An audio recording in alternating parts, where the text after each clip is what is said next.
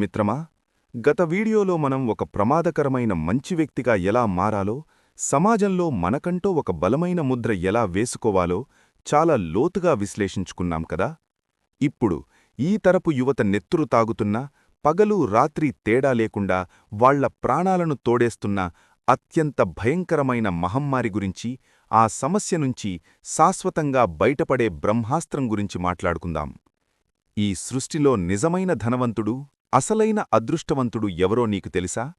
కోట్లు కూడబెట్టినవాడు కాదు, ఖరీదైన బంగ్లాల్లో పడుకునేవాడు కాదు, తన నెత్తిమీద, తన భుజాలమీద ఒక్క రూపాయి కూడా అప్పు లేనివాడు. అవును మిత్రమా, ఇది 100% నిజం. ఎందుకంటే ఈ రోజుల్లో ఎంతోమంది యువకులు ఆకాశమే హద్దుగా కలలు కంటూ, ఆ కలలను అడ్డదారిలో తొందరపాటుతో నిజం చేసుకునే క్రమంలో ఏం జరుగుతుందో గ్రహించేలోపే ఈఎంఐలు, క్రెడిట్ కార్డులనే మాయాజాలంలో, ఆకర్షణీయమైన విషపు వలయంలో చిక్కుకుపోతున్నారు. స్నేహితుల ముందు షోకుల కోసం, సమాజంలో లేని స్టేటస్ను ఉందని చూపించుకోవడం కోసం, అవసరం లేని వస్తువులను కొంటూ, తమ స్థాయికి మించిన ఖర్చులు చేస్తూ, తెలియకుండానే ఒక భయంకరమైన అప్పుల ఊబిలో అమాంతం కూరుకుపోతున్నారు. ఒక్కసారి ఆ ఊబిలో కాలు పెట్టాక, నెల 1వ తారీఖు రాగానే జీతం క్రెడిటైన మెసేజ్ చూసి సంతోషపడేలోపే ఈఎంఐల రూపంలో ఆ జీతం సగానికి పైగా కట్టయిపోతుంటే, ఆ క్షణంలో అనుభవించే నరకం అంతా ఇంతా కాదు. ఆ తర్వాత ఆ ఊబి నుండి బయటకు రాలేక, ప్రశాంతంగా ఒక ముద్ద అన్నం గొంతులో దిగత, రాత్రిళ్లు కంటినిండా నిద్రపట్టక, ఫోన్ రింగైతే ఏ బ్యాంకువాడు, ఏ రికవరీ ఏజెంట్ కాల్ చేస్తున్నాడు అని గుండెల్లో దడతో, లోపల కుమిలిపోతూ, ఎవరికీ చెప్పుకోలేక, సమాజం కోసం బయటకు నవ్వుతూ బతుకుతూ ఎన్నో తీవ్రమైన మానసిక సంఘర్షణలు ఎదుర్కొంటున్నారు. కాని పిరికివాడిలా భయపడకు. జీవితంలో సవాళ్లు చూసి పారిపోయేవాడు ఎప్పటికీ చరిత్ర సృష్టించలేడు. ఎదురొడ్డి పోరాడేవాడే అసలైన విజేత. గుర్తుపెట్టుకో, ఈ సృష్టిలో పరిష్కారం లేని సమస్యే లేదు. అప్పుల ఊబినుంచి నిన్ను నువ్వు బలంగా లాక్కోవాలంటే నీకు కావాల్సింది ఒక పక్కా వ్యూహం, ఉక్కులాంటి క్రమశిక్షణ. ముందుగా నీ జీవితంలో అవసరాలు ఏంటి, కోరికలు ఏంటి అనేది ఏ కల్మషం లేకుండా, నిన్ను నువ్వు మోసం చేసుకోకుండా స్పష్టంగా గుర్తించుకో. కేవలం బ్రతకడానికి అత్యవసరమైన వాటికి మాత్రమే ఖర్చు చేస్తూ, నీ అనవసరపు ఖర్చులను నిర్దాక్షిణ్యంగా సగానికి తగ్గించుకోవాలి. ఒక చిన్న ఉదాహరణ చెప్తాను. నీకు గొంతు ఎండిపోయి దాహం వేసినప్పుడు తక్కువ ఖర్చుతో స్వచ్ఛమైన నీళ్లు తాగడం నీ శరీర అవసరం. కాని పక్కవాడికి స్టైల్ కొట్టడానికో, లేదా కేవలం నాలుక రుచికోసమో 100లు పోసి ఖరీదైన కూల్ డ్రింక్ కొనుక్కొని తాగడం కేవలం నీ అహంకారం, నీ కోరిక మాత్రమే.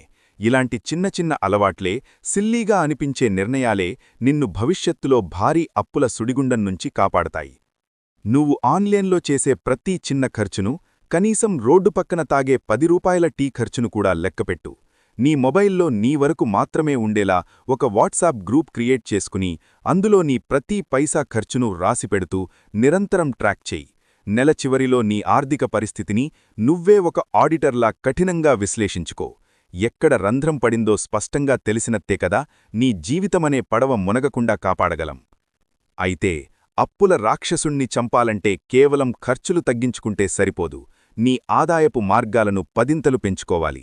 కేవలం ఒకే జీతం మీద, ఒకే రాబడి మీద ఆధారపడి బ్రతకడం ఈ రోజుల్లో ఒక ఆర్థిక ఆత్మహత్యలాంటిది. నీకున్న విలువైన సమయాన్ని సోషల్ మీడియాలో స్క్రోల్ చేస్తూ వృధా చేయకుండా, నీ రెగ్యులర్ జాబ్తో పాటు పార్ట్ టైం జాబ్స్ చేయడానికి సిద్ధపడు. పని చేయడమంటే ప్రాణం పోసుకోవడం.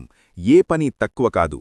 ఉదాహరణకు, ఆసక్తి ఉన్న పిల్లలకు ట్యూషన్స్ చెప్పడం, నీకున్న నైపుణ్యంతో ఆన్లైన్లో ఫ్రీలాన్సింగ్ వర్క్ చేయడం, లేదా అవసరమైతే ఏమాత్రం సిగ్గుపడకుండా స్విగ్గీ, జొమాటో లాంటి వాటిలో డెలివరీ పార్ట్నర్గా చేరడం లాంటివి చెయ్యి.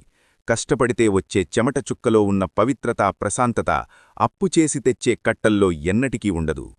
అలాగే భవిష్యత్తు కోసం ప్యాసివ్ ఇన్కమ్ మార్గాలను వెతుకు. యూట్యూబ్లో నీకు తెలిసిన నాలెడ్జ్తో వీడియోలు చేయడం, లేదా ఒక మంచి సబ్జెక్టు మీద బ్లాగ్స్ రాయడం, లేదా నీకున్న ఒక ప్రత్యేకమైన స్కిల్ను వీడియో కోర్సులుగా మార్చి ప్రపంచవ్యాప్తంగా అమ్మడం ద్వారా నువ్వు నిద్రపోతున్నప్పుడు కూడా నీకు డబ్బు సంపాదించి పెట్టే అదనపు ఆదాయాన్ని, ఒక నిరంతర డబ్బు ప్రవాహాన్ని సృష్టించుకోవాలి. ఇక నీ అప్పుల కోటను ఎలా కూల్చాలో చెప్తాను విను. నీకున్న అప్పుల్లో అత్యధిక వడ్డీ ఉన్న లోన్స్ను ఉదాహరణకు బయట ఎక్కడో నెలకు 3% అంటే ఏడాదికి 36% వడ్డీకి తెచ్చిన రాక్షస అప్పులను ముందుగా టార్గెట్ చేసి నీ రక్తాన్ని ధారపోసైనా సరే వాటిని నిర్దాక్షణ్యంగా క్లియర్ చెయ్యాలి. ఇంట్లో మూలనపడి ఉన్న నువ్వు వాడని ఎక్స్ట్రా వస్తువులు, పాత బైకులు, ఎలక్ట్రానిక్ గ్యాడ్జెట్స్ ఏవైనా ఉంటే ఏమాత్రం ఆలోచించకుండా, ఇమోషన్స్కు తావివ్వకుండా వాటిని వెంటనే అమ్మేసి ఆ వచ్చిన డబ్బును నేరుగా తీసుకెళ్లి అప్పులు తీర్చడానికి వాడాలి. లేదా ఎక్కువ వడ్డీ కడుతున్న లోన్ను తక్కువ వడ్డీ ఇచ్చే బ్యాంకులకు మార్చుకునే ప్రయత్నం చెయ్యి. దీన్నే ఆర్థిక పరిభాషలో లోన్ స్విచ్చింగ్ లేదా డెట్ కన్సాలిడేషన్ అంటారు.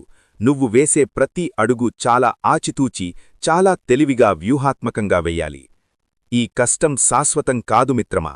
కారు చీకటి తర్వాత పగటి వెలుగు రావడం ఎంత సత్యమో, నీ కష్టాల తర్వాత విజయ తీరాలు చేరుకోవడం కూడా అంతే సత్యం. నీ దగ్గర ఒక ఖచ్చితమైన ప్రణాళిక, దాన్ని ఆచరించే ఇనుప పాదంలాంటి దృఢ సంకల్పం, ఎముకలు కొరికే కష్టం చేసే దమ్ము నీలో ఉంటే ఎంత పెద్ద అప్పుల పర్వతాన్నైనా, అది హిమాలయమంత ఎత్తు ఉన్నా సరే సునాయాసంగా బద్దలు కొట్టి నువ్వు సగర్వంగా తలెత్తుకుని 100% ఆర్థిక స్వేచ్ఛగా బ్రతకగలవు. నీ ఆర్థిక స్వాతంత్ర్య ప్రయాణం రేపు కాదు, ఎల్లుండి కాదు, వచ్చే నెల 1వ తారీఖు అసలే కాదు, ఈరోజే, సరిగ్గా ఇప్పుడే, ఈ క్షణమే మొదలుపెట్టు. మరో 6 నెలలు నీకు నువ్వుగా ఒక అజ్ఞాతవాసం విధించుకో. అనవసరమైన ఎంజాయ్మెంట్లు పక్కనపెట్టు. ప్రపంచానికి దూరమవ్వు. ఆ తర్వాత ఈ ప్రపంచంలోనే అత్యంత గొప్ప అదృష్టవంతుడిగా, తనమీద ఒక్క పైసా అప్పులేనివాడిగా, ప్రశాంతమైన చిరునవ్వుతో సరికొత్త అవతారంలో సమాజం ముందుకురా. అదృష్టవంతుడు అంటే ఏంటో ఇప్పుడు నీకు చాలా స్పష్టంగా అర్థమైంది కదా.